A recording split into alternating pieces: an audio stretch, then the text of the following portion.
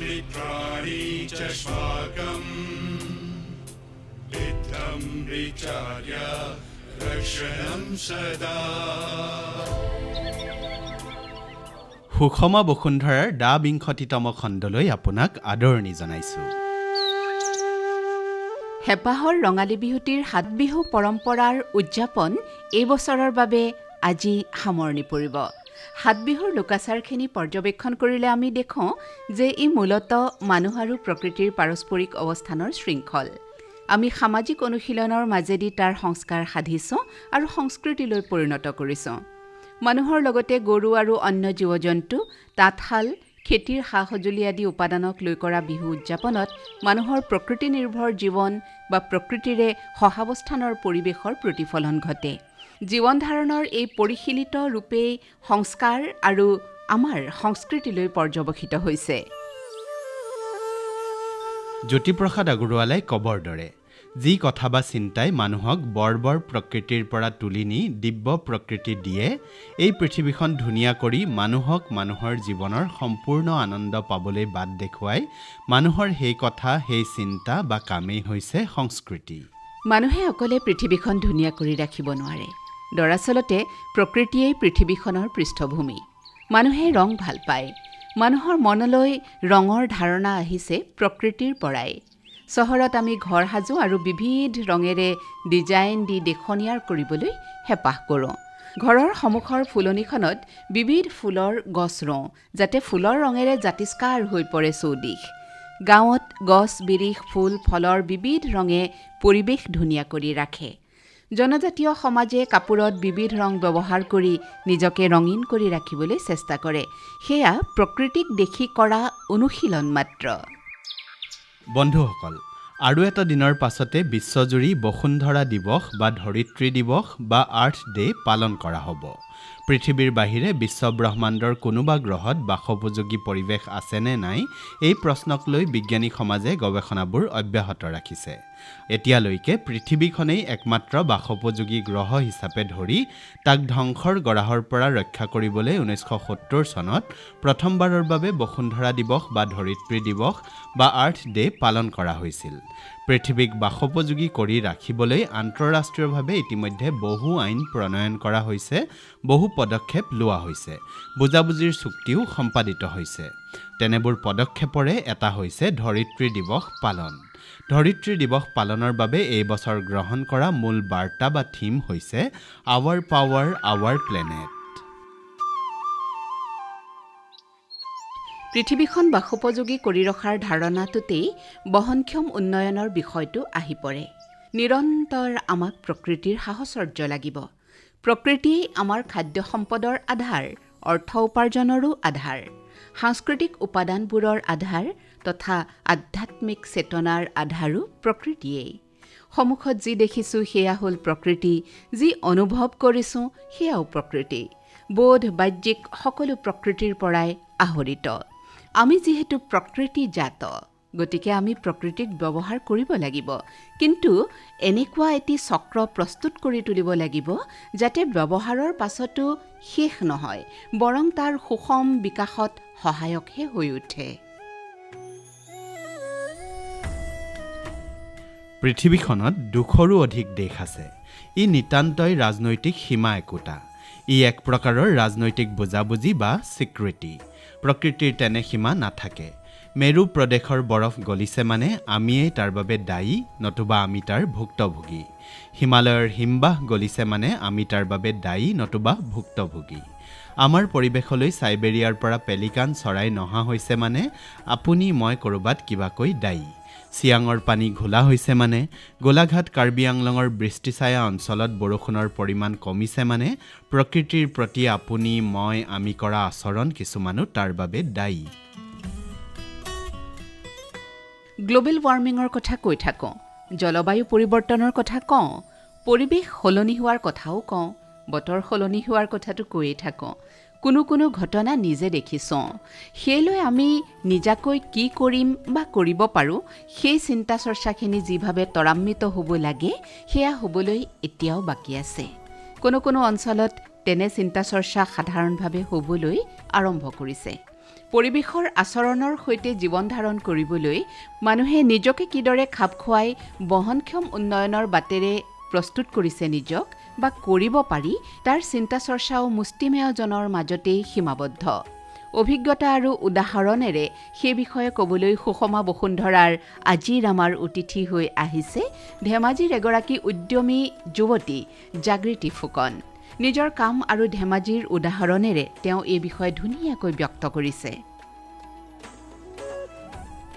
এই গোটেই বৰ্তমান পৃথিৱীখনে যে আমি এটা গ্ল'বেল ক্ৰাইচিছ ফেচ কৰি আছোঁ, ক্লাইমেট চেঞ্জ হওক, ছাষ্টেইনেবিলিটিৰ কথা পাতি আছোঁ আমি, বহনক্ষম যিটো আমাৰ পৃথিৱীখন আৰু আমি কিমান দিনলৈ চলিম, ছাষ্টেইনেবিলিটি বুলি ক'লে সেইটোৱে। পৰিৱেশ যে সলনি হৈছে, বতৰ যে সলনি হৈছে, সেই গোটেই বস্তুবোৰ পাৰ্চপেক্টিভৰ পৰা চালে আজিকালি বহুত উন্নত দেশবিলাকেও দেখোন আপোনাৰ বাঁহৰ ঘৰটোকেই প্ৰিফাৰ কৰিব, মানে নতুনকৈ তেওঁলোকে আকৌ সেই তেনেকুৱা ধৰণৰ কামবিলাক কৰিবলৈ বিচাৰি আহিছে। গতিকে মোৰ হিচাপত ক'বলৈ গ'লে অনুন্নত বা উন্নতটো কথাটো এটা পাৰ্চপেক্টিভহে। মই ভাবোঁ ধেমাজিক বানপানী হোৱাৰ কাৰণে ইমান দিনে আমি আঁতৰি থাকিলোঁ। বহুত সময়ত বগীবিল দলংখন নথকালৈকে আমি জড়িতই নাছিলোঁ। গুৱাহাটীৰ পৰা আহিবলৈ আমাক 12 ঘণ্টা আমি বাছত আহিব লাগে, নাইট ছুপাৰত আহিব লাগে, তেনেকুৱা আছিলে। গতিকে কিন্তু সেইটো ফালৰ পৰা চাবলৈ গ'লে আমি প্ৰাকৃতিকভাৱে বহুত ৰিচ হৈ থাকিলোঁ। কাৰণ মানুহ অহাৰ লগে লগে প্ৰকৃতিৰ যিখিনি সম্পদ মানুহে উন্নত কৰিছোঁ, ডেভেলপমেণ্ট কৰিছোঁ বুলি কৰি পেলাই আহি পেলাই ধ্বংস কৰিবলৈ, খাস্তাং কৰিবলৈ আৰম্ভ কৰি দিয়ে। আমাৰ ইয়াতে বানপানী হোৱাৰ কাৰণে আৰু এটা কি ভাল হ'ল, মানুহখিনিয়ে এনেকুৱা ধৰণৰ ক্ৰাফ্ট, হেণ্ডিক্ৰাফ্ট, হেণ্ডলুমৰ কিছুমান ব্যৱসায় কামৰ লগত জড়িত হৈ থাকিলে এজ এ অল্টাৰনেটিভ লাইভলিহুড। কাৰণ খেতি যেতিয়া নহৈছে, বাও ধানৰ খেতি কৰিছে, বাকী সময়খিনিত মানুহে ওখ মাটি টুকুৰাত থাকি কি কাম কৰিব পাৰে? বোৱা কটাৰ কাম কৰিব পাৰে, বা মুগাটো এটা ছিজনেল খেতি হয়, সেইটো কৰিব পাৰে। গতিকে আমাৰ মানুহখিনি তেনেধৰণে জড়িত হৈ থাকিলে। আমি হয়তো এনেকুৱা ধৰণৰ এটা এপ্ৰ'চ ল'ব লাগে, আমাৰ যিখিনি সম্পদ আছে, আমাৰ যিখিনি উইকনেছ আছে, সেইখিনিক আমি উইকনেছ হিচাপে যদি নাচাই আমি ষ্ট্ৰেংথ হিচাপে চাওঁ, তেতিয়া আমি জীৱনত মানে উন্নতি কৰিব পাৰিম বুলি মই ভাবোঁ। প্ৰথম কথাটো হ'ল পইণ্ট অফ ভিউ, পাৰ্চপেক্টিভ। আমি বস্তুটো কেনেকৈ চাইছোঁ, সম্পদ বুলি চাইছোঁ নে? এতিয়া গোবৰ বা জাবৰখিনি কাৰোবাৰ কাৰণে সেইখিনি গোবৰ জাবৰে হ'ব, কিন্তু সেইখিনিকে যদি মানুহে পচন সাৰ কৰি খেতিত লগাব পাৰিছে, তাৰে আপোনাৰ ফলটো ডাঙৰ হয়। কথাটো গতিকে তেনেকুৱা। আমাৰ ভুলৰ বাবেই কিছুমান প্ৰাকৃতিক সম্পদ আপদ হৈ সন্মুখলৈ আহিছে। নদী সম্পদ, বানপানী কিন্তু আপদ। গছ সম্পদ, কিন্তু বিবেচনাহীনভাৱে তাক ধ্বংস কৰাটো আমাৰ চিন্তাৰ দিনতাই আনি দিয়া এক আপদ। জীৱনৰ পৰিশীলিত উপাদানবোৰ আমাৰ সংস্কৃতি, কিন্তু উপাদানসমূহ সঠিকভাৱে ব্যৱহাৰ নকৰাৰ ফলত দুষ্কৃতিত পৰিণত হৈছে। সংস্কৃতি সম্পদ, দুষ্কৃতি কিন্তু আপদ। আপদবোৰো সম্পদ হৈ উঠিব পাৰে ব্যৱহাৰিক জীৱনত নতুন ৰূপত উপস্থাপনৰ জৰিয়তে। সেই কাম হৈ উঠিব পাৰে সামূহিক প্ৰচেষ্টাৰ দ্বাৰা। আমাৰ বহুতৰে ঘৰে ঘৰে এনে বহু সম্পদ আছে যিবোৰ সময়ৰ হাতত হাৰি ধোঁৱাচাঙত উঠি এলাগী হৈছে। এক প্ৰকাৰ ধোঁৱাচাঙৰ সম্পদখিনি পাহৰণিৰ ঐতিহ্যবাহী আইতাৰ মুখৰ কৌশলক আজিৰ যুগৰ চাহিদা অনুৰূপে নকৈ পৰিমাৰ্জন কৰি বাণিজ্যিক ক্ষেত্ৰত সবল খোজ পেলাইছে জাগৃতি ফুকনে। তেওঁৰ এই খোজত আছে ঐতিহ্যৰ প্ৰতি সন্মান আৰু প্ৰকৃতি নিৰ্ভৰ বহনক্ষম উন্নয়নৰ অৰ্থনৈতিক চক্ৰ প্ৰতিষ্ঠাৰ চেলেঞ্জ। এই ক্ষেত্ৰত তেওঁ নিজা অভিজ্ঞতাৰে সুন্দৰকৈ উদাহৰণ সহকাৰে দাঙি ধৰিছে। এতিয়া আমি কিছুমান টেক্সটাইলত আৰ্ট পিচ বনাবলৈ আৰম্ভ কৰিলোঁ, আৰু সেইটোকে আমি আৰ্ট হিচাপে প্ৰমোট কৰিবলৈ আৰম্ভ কৰিলোঁ। আপুনি যদি চাই, মা বা আইতাহঁতৰ বাকচত, আপাদহঁতৰ বাকচত যিমানখিনি কাপোৰ আছে, সেইখিনি আৰ্ট পিচতকৈতো কোনোদিনে কম নহয়। কাৰণ তেওঁলোকে একেটা ডিজাইনৰ হয়তো দুযোৰ কেতিয়াও নবয়ে, কাপোৰ 4-5 যোৰ লগাই, এযোৰ নিজলে, এযোৰ ভনীয়ে ক'লে, এযোৰ মা ক'লে, এযোৰ বৌয়ে ক'লে, তেনেকৈতো আমাৰ গাঁৱৰ বাইদেউসকলে সদায় বৈ আহিছে। গতিকে সেই কাপোৰখিনি প্ৰত্যেকখনেই এখন এখন নতুন ডিজাইন, নতুন চানেকি, আৰু তেওঁলোকে গছ বন ফুল পাত আশে পাশে পখিলা যিবোৰ দেখিছে সেইবিলাককে কাপোৰত ববলৈ আৰম্ভ কৰিছে। গতিকে সেই গোটেই বস্তুখিনি কালেক্টিভভাৱে আমি এটা ষ্টৰী বনাই পেলাই আমি কেনেকৈ আমাৰ নিজৰ পৰম্পৰাগত শিল্পটো আমি বিশ্ব দৰবাৰলৈ লৈ যাব পাৰিছোঁ, সেইটোৱে ক্ষেত্ৰতে মই অহৰহ ইয়াত ঘূৰি আহি পেলাই মই লাগি আছোঁ। এৰী সূতাটোক আকৌ আমাৰ আশে পাশে থকা গছ বনৰ পৰা ৰং সংগ্ৰহ কৰিছোঁ, যেনেকৈ ধৰি লওক শিলিখা, নাৰ্জী ফুল ফুলি আছে আমাৰ এতিয়াও ছিজন যোৱাৰ পিছতো। নাৰ্জী ফুলৰ পাহিৰ পৰা ৰং কৰিছোঁ, শেৱালি ফুলৰ পৰা কৰিছোঁ, তাৰপিছত চাহপাতৰ পৰা কৰিছোঁ ৰং। গতিকে সেই তেনেকুৱাকৈ কৰি আমি কেনেকৈ ব্ৰেণ্ডিং, পেকেজিং, মাৰ্কেটিং কৰি বিশ্ব দৰবাৰলৈ আমাৰ শিল্পটো লৈ যাব পাৰিছোঁ, তাৰ বিষয়তে আমি কাম কৰি আছোঁ।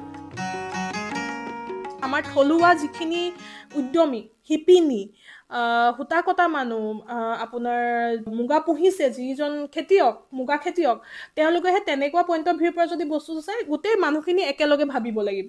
আৰু আমাৰ অসমীয়া মানুহৰ এটা সহজতে প্ৰৱণতা আছে যে এইটো কৰিছে মই নিদিওঁ, তায়ে গোটেইখিনি প্ৰফিট লৈছে, তেনেকুৱা ধৰণৰ এটা প্ৰৱণতা আছে। কিন্তু মানুহে ব্যৱসায় হিচাপে এইটো বুজিব লাগিব যে ব্যৱসায়ত গোটেই চেইনডালত 2 টকা এজনে পাইছে যদি 2 টকা এজনে পাইছে যদি তেতিয়াহে 10 টকাত বস্তুটো বাহিৰত বিক্ৰী হৈছে। আৰু গোটেইখিনি মানুহখিনি যদি যেতিয়া একেলগে আহি কালেক্টিভভাৱে, দলবদ্ধভাৱে কাম কৰিবলৈ আৰম্ভ কৰিব, তেতিয়াহে আমি বাহিৰৰ মাৰ্কেটখন ল'বলৈ সক্ষম হ'ম। কাৰণ আজি যদি বাহিৰৰ এজন বায়াৰ আহে, তেওঁ 2 পিচ কাপোৰ কিনিবলৈ নাহে। অলৰেডি মই জানোৱে, সৰুৰ পৰা আইতা, আনাই, আপাদৌ, পেহীহঁতক চবকে সূতা কাটি কাপোৰ বোৱা দেখিছোঁ।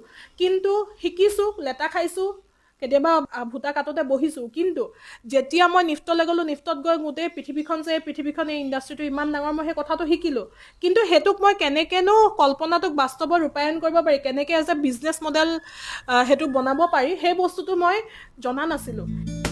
সূতাত, কাপোৰত প্ৰাকৃতিক ৰং কৰাৰ পৰম্পৰা অতীতৰ পৰা আমাৰ সমাজত প্ৰচলিত আছিল। এতিয়াও ঠাই বিশেষে আছে যদিও সেয়া নিতান্তই সাংস্কৃতিক প্ৰয়োজনতহে বা লিগেচি হিচাপে দুই একে কৌশলখিনি ধৰি ৰাখিছে। বাণিজ্যিকভাৱে আগতেও কৰা নাছিল, এতিয়াও কৰা হোৱা নাই। অথচ প্ৰাকৃতিকভাৱে বহু উদ্ভিদ আৰু প্ৰাকৃতিক উপাদান অসমত আছিল আৰু এতিয়াও আছে। নীল গছ বা থলুৱাভাৱে ৰোম গছ আমাৰ অসমত প্ৰাকৃতিকভাৱে হোৱা এক উদ্ভিদ, যাৰ পৰা ৰং প্ৰস্তুত কৰিব পাৰি। অসমত তাক কেতিয়াও বাণিজ্যিকভাৱে উৎপাদন কৰা হোৱা নাছিল। অথচ দক্ষিণ ভাৰতত বাণিজ্যিকভাৱে ইয়াৰ খেতি কৰা হয়। বিদেশতো প্ৰাকৃতিক ৰঙৰ প্ৰচুৰ চাহিদা আছে। জাগৃতি ফুকনে ন উদ্যমেৰে ক্ষেত্ৰখনৰ সৈতে নিজকে জড়িত কৰিছে।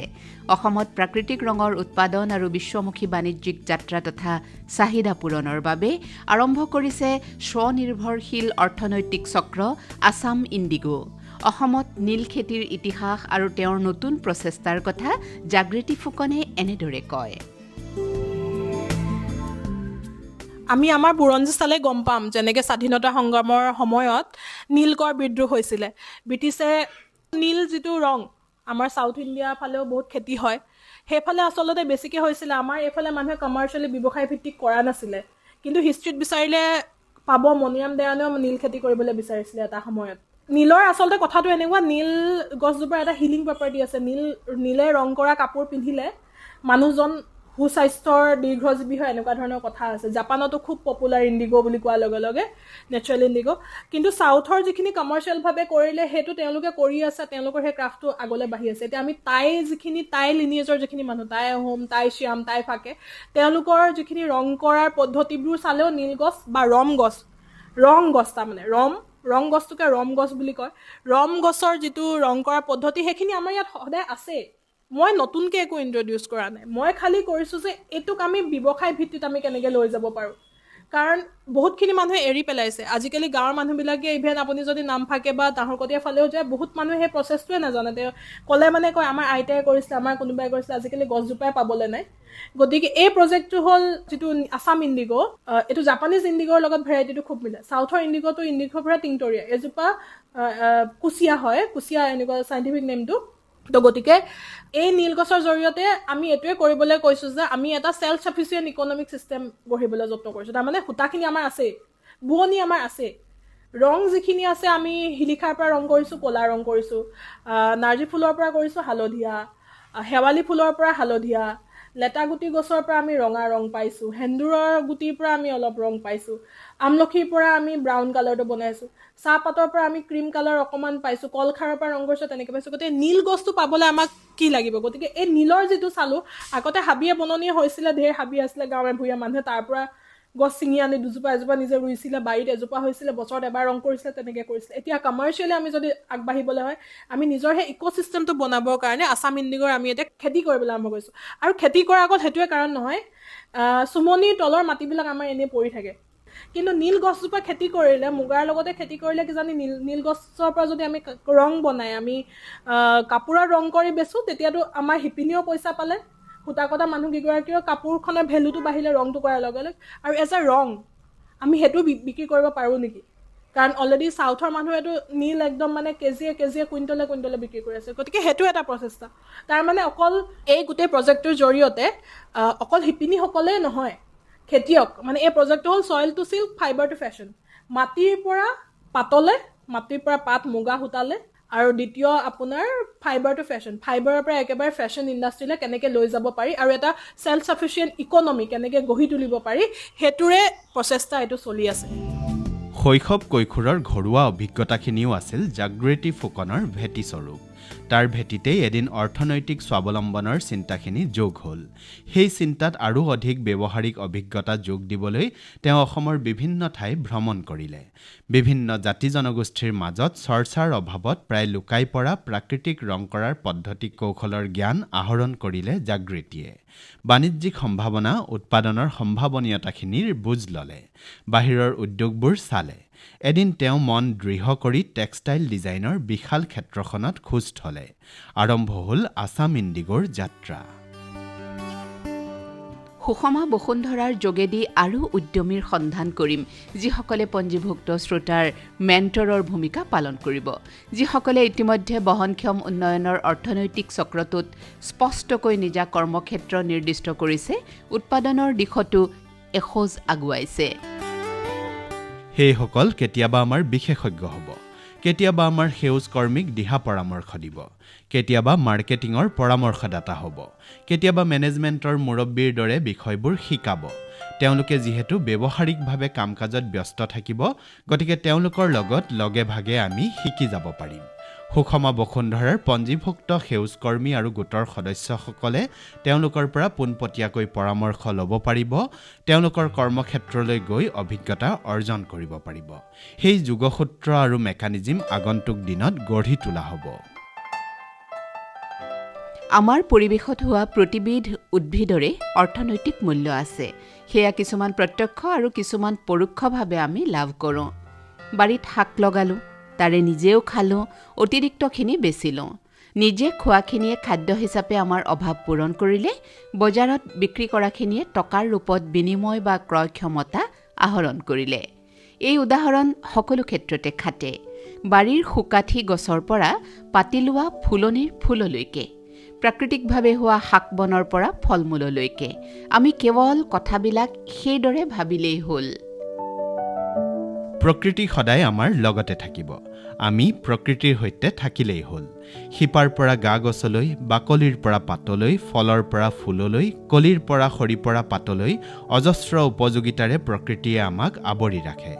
বহাগৰ 100 এবিধ শাকৰ পৰম্পৰাই এই কথা বুজাই শিকাই দিছে যে প্ৰকৃতি মানুহৰ জীৱনৰ কিমান নিকট, অপৰিহাৰ্য, কিমান একাত্ম।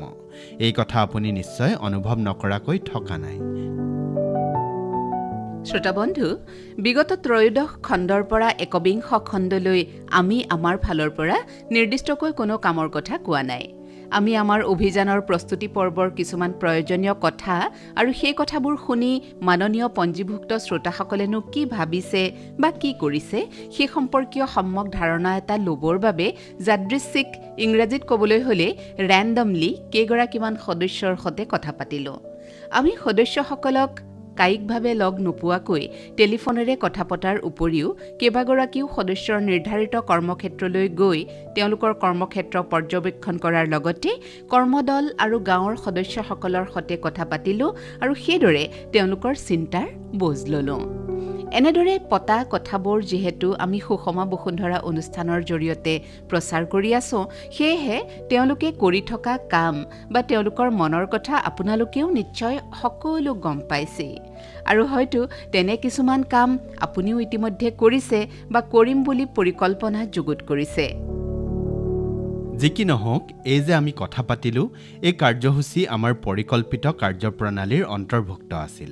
এই কামৰ জৰিয়তে আমি দুটিমান কথা নিশ্চিত হৈছোঁ আৰু সেই কথাকেইটাই আমাক উৎসাহিত আৰু অনুপ্ৰাণিতও কৰিছে। সেয়া হ'ল, আমাৰ মাননীয় পঞ্জীভুক্ত সদস্যসকলে এখন সুষম বসুন্ধৰা গঢ়াৰ ক্ষেত্ৰত নিষ্ঠাৰে কাম কৰিবলৈ প্ৰবল আগ্ৰহী। দ্বিতীয়তে, মাননীয় সদস্যসকলৰ বহুতৰে কাম কৰাৰ নিজস্ব চিন্তা আৰু পৰিকল্পনা আছে। তৃতীয়তে, মাননীয় সদস্যসকলে সমাজৰ সামগ্ৰিক কল্যাণৰ বাবে একেলগে কাম কৰি আগবাঢ়ি যোৱাৰ ক্ষেত্ৰত কৰিব পৰা আৰু কৰিব লগা কাম অনেক আছে বুলি জানে যদিও পথ আৰু প্ৰণালী দেখুৱাওঁতাৰ অভাৱ অনুভৱ কৰে। এই কথাকেইটা আমি অতি গুৰুত্ব সহকাৰে বিবেচনা কৰিছোঁ আৰু আচলতে তাৰ বাবে প্ৰয়োজনীয় কৰণীয়খিনি কৰাই এই সুষম বসুন্ধৰা অনুষ্ঠানটিৰ প্ৰধান উদ্দেশ্য। বাৰু শ্ৰোতা বন্ধু, বাপুতি সাহোন ৰঙালী বিহুটিৰ আজি 7 বিহু। পৰম্পৰা অনুসৰি বিগত 6টা দিন সকলো কাম এৰি আনন্দ কৰাৰ পিছত আজি 7ম দিনা দিনটো হেঁপাহ পলুৱাই বিহু মাৰি বিহু উৰুওৱা হয়, অৰ্থাৎ বিহু সামৰা হয়। কৃষিজীৱী কৰ্মযোগী ৰাইজে আৰু যে অধিক দিন কাম নকৰাকৈ থাকিব নোৱাৰে। এতিয়াৰে পৰা এটাও দিন অনাহকত পাৰ নকৰি কাম কৰিলেহে অহা বছৰটোলৈ ভঁৰাল ভৰিব। অনেক কাম কৰিবলগীয়া আছে। বসন্তৰ বৰষুণজাক পাই লহপহকৈ বাঢ়ি অহা দেখি বতাহে কোবাই থকা সিঁচা আহুধান দৰা জবকা বিন্ধা মাৰি নিৰাব লাগিব। বহাগত কল ৰুলে হেনো খৰিয়া নহয়, গতিকে বাৰীৰ ঢাপত কলকেইজোপা ৰুবলৈ আছে। চুমনি চাব লাগিব। বিহুৰ দিনা শহুৰ দেউতাই দি পঠিওৱা, মোমাই দেৱে আনি দিয়া, নিজেও ইতিমধ্যে ৰুম বুলি ঠিক কৰি থোৱা বিশেষ বিধৰ গছৰ পুলিকেইটা সুবিধাজনক বা নিৰ্দিষ্ট ঠাইত ৰুবলৈ আছে। এইকেইদিনতেই কঠীয়াখিনি পাৰি নললে ৰোৱা আহুধানখিনি সময়মতে কাটিব পৰা নহ'বগৈ। মুঠতে বহুত কাম। শ্ৰোতা বন্ধু, এটা কথা মন কৰিছেনে? আমাৰ সমাজৰ নিয়ম নীতি, পৰম্পৰাগত আচাৰ আচৰণবোৰ কিমান সুপৰিকল্পিত আৰু সুশৃংখলাবদ্ধ চাওকচোন। আমি আচলতে আমাৰ শিপাডালৰ কথা পাহৰি যোৱাৰ বাবেই আমাৰ অৰ্থনৈতিক আৰু সাংস্কৃতিক অথন্তৰবোৰ হোৱা নাইনে বাৰু? আমি যেন নিজকে পাহৰি গৈছোঁ। আনৰ সংস্কৃতিৰ ৰংচঙীয়া পোহৰ দেখি আমি নিজৰ কাম কাজ, পৰম্পৰা, সংস্কৃতি সকলো পাহৰি পেলাইছোঁ। আমাৰ মাটি, আমাৰ জৈৱিক পৰিমণ্ডলত আমি যে অনন্য, আমাৰ মাটিৰ ধান অনন্য, আমাৰ পাট মুগা অনন্য, আমাৰ নেমুটেঙা অনন্য, আমাৰ চাহপাত অনন্য, আমাৰ অলংকাৰ অনন্য, আমাৰ সংগীত অনন্য, আমাৰ চাপৰিটোৰ ধৰণ অনন্য, নাচনৰ চেওঁবোৰচোন অনন্য। আজিৰ বিশ্বৰ প্ৰেক্ষাপটত সকলোৱে হাতে কামে ধৰি এই অনন্যতাখিনি তুলি ধৰিব পাৰিলে এখন সুষম বসুন্ধৰা গঢ়াৰ পৃথিৱীব্যাপ্ত অভিযানত আমি একক আৰু পুনৰ অনন্য হ'ব পাৰিম। মোৰ কথাখিনি বক্তৃতা দিয়া যেন হৈছে নহয়নে? আচলতে বিহুৰ বতৰত কামৰ প্ৰসংগত আহোঁতে কথাখিনি ক'ব লগা হ'ল। বাৰু, এতিয়া আমাৰ মাননীয় পঞ্জীভুক্ত শ্ৰোতাসকলৰ বাবে কামৰ কথা ক'ব খুজিছোঁ। আমি আজি বিহু বুলি গছৰ পুলি ৰোৱাৰ কথা পাতিম। আমি ইতিমধ্যে বিগত খণ্ডবোৰত বাৰীখনৰ, নামঘৰৰ প্ৰাংগণৰ, খেলপথাৰৰ, বিদ্যালয়ৰ চৌহদৰ বা আন সমূহীয়া স্থানৰ ক'ত কেনেকৈ কি গছৰ পুলি কিয় ৰোপণ কৰিব আৰু তাক কেনেকৈ প্ৰতিপালন কৰি ডাঙৰ কৰিব সেই সম্পৰ্কীয় প্ৰয়োজনীয় কথাবোৰ উদাহৰণেৰে সৈতে আলোচনা কৰিছোঁ। বিশেষজ্ঞসকলেও কথাবোৰ সৰলভাৱে বুজাই দিছে, গতিকে সেইবোৰ পুনৰ দোহৰাৰ প্ৰয়োজন নিশ্চয় নাই। আমি আপোনালোকক এতিয়ালৈকে গছৰ পুলি ৰোপণ কৰিবলৈ কোৱা নাই যদিও আমি জানো পঞ্জীভুক্ত শ্ৰোতাসকলৰ বহুতেই নিজৰ নিজৰ পৰিকল্পনা অনুসৰি ইতিমধ্যে গছৰ পুলি বিভিন্ন স্থানত ৰুইছে। এই কথাই আমাক নিশ্চয়কৈ উৎসাহিত কৰিছে। কিন্তু আজি আমি আপোনালোকক আমাৰ ধৰণেৰে গছপুলি ৰোপণ কৰিবলৈ অনুৰোধ কৰিম। কথাখিনি মন দি শুনিব দেই। আমাৰ 112গৰাকী পঞ্জীভুক্ত শ্ৰোতা আছে। আপোনালোক প্ৰত্যেকেই একোটা স্বাস্থ্যৱান আহঁত গছৰ পুলি চিনাক্ত কৰি লওক। এই পুলিটো আপুনি গাঁওখনৰ সমূহীয়া ঠাই এডোখৰত ৰোপণ কৰিব লাগিব, য'ত গাঁওখনৰ মানুহৰ সচৰাচৰ সংযোগ ঘটে আৰু গছজোপা বহুদিনলৈ কাটিবলগীয়া নহয়, তেনে এডোখৰ সমূহীয়া ঠাই বাছি ল'ব। গছপুলিটো ৰোপণৰ দিন আপুনি অহা 28 এপ্ৰিলৰ পৰা 4 মে 2025ৰ ভিতৰৰ যিকোনো এটা দিন সুবিধা অনুসৰি নিৰ্ধাৰণ কৰি লওক। দিনটো মনত ৰাখিব, 2025 চনৰ 28 এপ্ৰিলৰ পৰা 4 মে'ৰ ভিতৰৰ যিকোনো এটা দিন। ইয়াৰ পিছত কথা কথাষাৰ আপুনি গাঁৱৰ মুখিয়ালজনক অৱগত কৰি তেওঁৰ অনুমতি লওক। বিদ্যালয় চৌহদ হ'লে প্ৰধান শিক্ষকৰ অনুমতি লওক। গছৰ পুলিটো আনুষ্ঠানিকতাৰে ৰোপণৰ ব্যৱস্থা কৰিব। গতিকে গাঁওবুঢ়া, পঞ্চায়তৰ নেতা, স্থানীয় বিধায়ক বা কোনো নিৰ্দিষ্ট ব্যক্তিৰ হতুৱাই কামটো কৰাব আৰু গাঁৱৰ ৰাইজক অনুষ্ঠানটোত উপস্থিত থাকিবলৈ অনুৰোধ কৰিব। সমগ্ৰ কাৰ্যক্ৰমণিকাৰ ফটো ল'ব আৰু লগে লগে সেই ফটোবোৰ সুষমা বসুন্ধৰা হোৱাটছএপ গ্ৰুপত আপলোড কৰিব, অৰ্থাৎ আমালৈ পঠিয়াই দিব। অনুষ্ঠানটো আয়োজনৰ অন্যান্য নিৰ্দেশনা বেলেগে সদস্যসকলক দিয়া হ'ব। বাৰু শ্ৰোতাবন্ধু, আজিলৈ সময় হ'ল। অনুষ্ঠানটি সম্পৰ্কত আপোনাৰ মতামত জনাবলৈ নেপাহৰিব। আপুনি পৰিৱেশ সংৰক্ষণ আৰু মানৱ কল্যাণমূলক কাম সম্পৰ্কীয় আপোনাৰ যিকোনো অভিজ্ঞতাৰ কথা লিখিও আমালৈ পঠিয়াব পাৰিব। আমাৰ ঠিকনা সুষমা বসুন্ধৰা মাৰফত অনুষ্ঠান মুৰব্বী, আকাশবাণী ডিব্ৰুগড়, পিন 786003। ইমেইল যোগেও আমালৈ লিখিব পাৰে। আমাৰ মেইল আইডিটি হ'ল airdak@gmail.com, অৰ্থাৎ AIRDAAK@gmail.com। প্ৰতি দেওবাৰে সন্ধিয়া 6:15 সুষমা বসুন্ধৰাৰ পুনৰ প্ৰচাৰ কিন্তু শুনিব। বাৰু তেতিয়াহ'লে আজিলৈ বিদায় লৈছোঁ। অহা দেওবাৰে নতুন এটি খণ্ডলৈ পুনৰ লগ পাম পুৱা 8:30 বজাত। নমস্কাৰ। पवनः दुष्टतां यति प्रकृतिर्विकृतायते